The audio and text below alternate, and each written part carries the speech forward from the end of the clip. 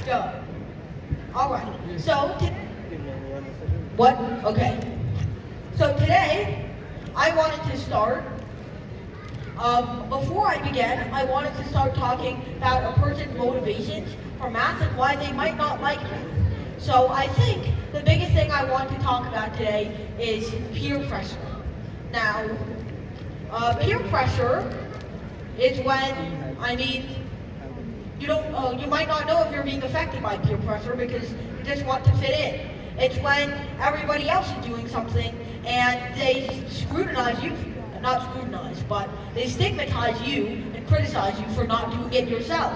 And even though you're opposed to it, you feel that to actually fit in with society, to be like everybody else, you should resist it yourself, or you should do it yourself. And in this case, it is hating math. Many people are frightened by just the name of math. So I think it's just some peer pressure or just some myth that math is something that can only be done by geniuses on Einstein's level. I think that math can be done by everybody and it's as accessible as any sport or any game or any other subject in general. So today I want to talk about calculus and infinite series. And you might be thinking, whoa there. Suborno, we're in 8th or 9th or 10th grade. Why are you doing this? Isn't this a little bit hard to fit in just a small lecture? Well, I'm going to try and start from the very beginning so that everybody can understand step by step by step. So let's start from the very basics. Functions. All right, does everybody know what a function is? Okay, so does anyone not know what a function is? What did I just hear? Okay, please raise your hand if you know what a function is. All right, that's good. That means we have something new to teach. So let's say that we have every single integer. 0, 1, 2, and I'm ignoring the negatives here. 0, 1, 2, 3, 4, 5, 6, and so on. Now, let's say that I add 2 to every number over here, okay? So what happens if I add 2 to this? What do you get? Louder. What is this? Louder. What is this? Louder. What is this? What is this? What is this? And what is this? Okay. Okay, so now we have what we call a function. So what is the function in this case? We're adding 2. This in itself is just a function. But how do we express it? Well, let's clear this first. So essentially, when you're adding one of those like math graphics effects, you might see some of these scary things. These are just functions. So what is this? This is an input. This is what we put in. So, for example, what we put in now was 0, 1, 2, 3, 4, 5, 6, and so on. And then we added 2 for each of them.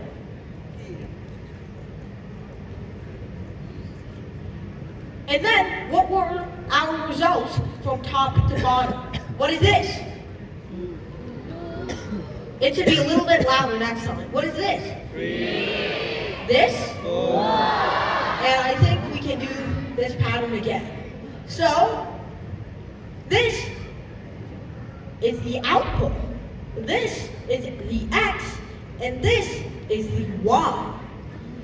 So now, what relation can we make here? Well, essentially what we're doing here is the output is just the input, and then we add 2. Do you see why that is?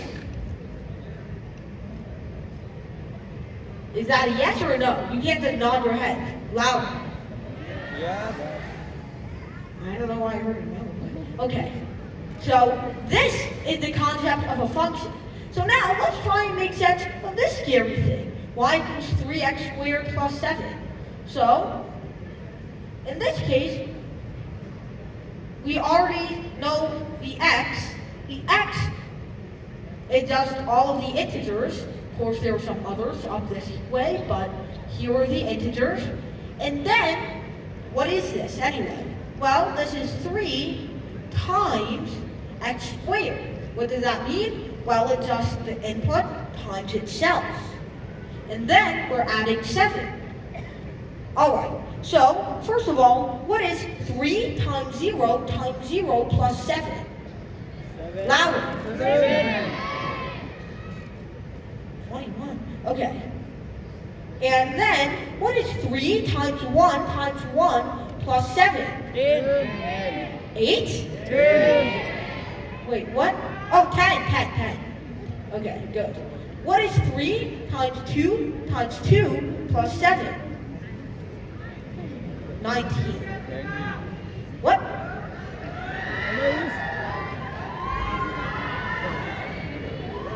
I'm scared, confused, and repulsed. Okay, now, I'm just going to plug in the squares from now on. So what's 3 times 9 plus 7? 34. Oh yeah, that's right. Okay, so now let's fill in the rest. We have 3 times 16 plus 7. This is going to be 48 plus 7, also known as 55. And then this keeps going on and on and on. So now, this is a function. So you might be asking, alright, that's a function. Good. So then, why do I see functions depicted as these weird little curves? So for example, 3x squared plus 7 might look a little bit like this. What does this mean? So let's start from the very basics, once again. So you remember that y equals x plus 2 function we had on hand before, right? Okay, so now, if x is 0, what is y? If x is 1, what is y? If x is 2, what is y? Good, you're seeing the pattern now. So this is the x-axis. What does that mean? Scary number, a scary term, right? Well, what are we going to do? We're going to treat this like a number line. On this number line, this is 0. On this number line, this is 1, 2, 3, etc. This is like a number line, so that this is x equals 0. This is x equals 1. This is x equals 2. And in the same way, we have the y-axis is like a number line, rotated 90 degrees, so that we can actually see it depicted from a different dimension. So if x is 0, y is 2. Where is that on the number line? Well, we can approximate it to be right over here. To be more precise, I'm going to draw the little marks that you see on a number line. This is y equals 2. Then this is y equals 3. Then this is y equals 4. Okay. So now, what are we going to do? Well, you would agree that this entire line is x equals 0, right? Okay. What? That was a yes.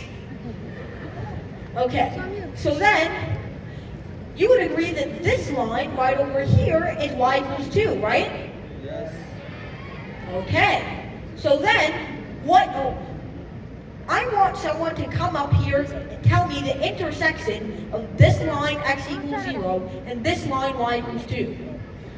Oh yeah, someone's running.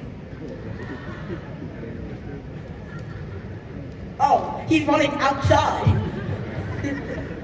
Okay. I want someone to run not outside, but on the stage. Anyone? Anyone? Oh, okay. Okay, that was what are they saying in the background? Are you guys actually focusing? What advanced technology is this? This is still white! How do I change the color? Oh, whatever. Okay. So now we're going to draw the lines x equals 1 and y equals 3. Where do they meet? Right over here. X equals 2 and y equals 4. Where do they meet? Right over here. So, you see what happens when we connect the dots. This, and then this, and so on and so forth. Alright, you say, this one is a straight line. But what happens if I calculate it for something like y equals x squared? If I have this, if x is 0, what is y? 0. Louder! 0. X equals 1, y equals? 1. X equals 2, y equals? 4. X equals 3, y equals? 9. Yes! You weren't supposed to answer that. Alright, so let's draw it on the board.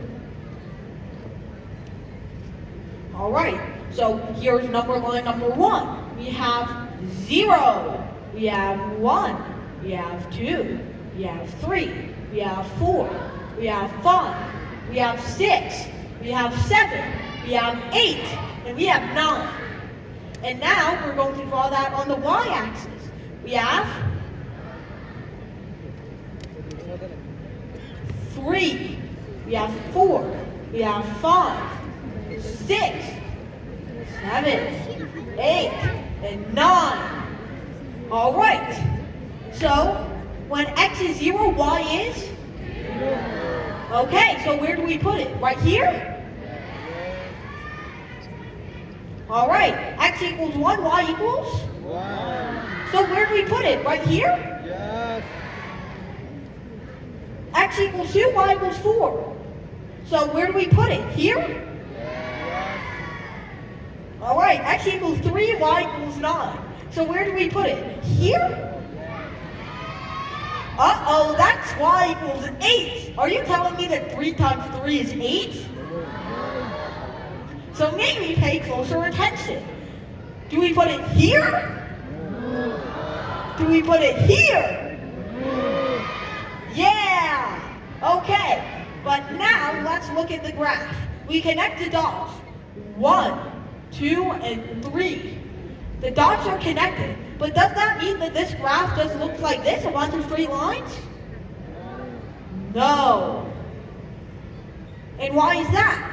Well, that's because x squared, you don't just square integers, you can also square any number, any decimal. So, that means that in between here, we can see unlimited amounts of squares. So, if you take the value of 0.5, if you take the value of 1.5, if you take the value at 2.5, which is about here, and so on and so forth, your approximation will be slightly better. So in this case, it looks a little bit like this. So your approximation will be a bit better, but still not perfect. You have to keep going and going and going and going until you finally reach the correct curve, which looks something like, do any of you know how to change the color? Then come up here and show me how to do it. Stand up, all of you. Come over here. Not just one at a time. I need all of you.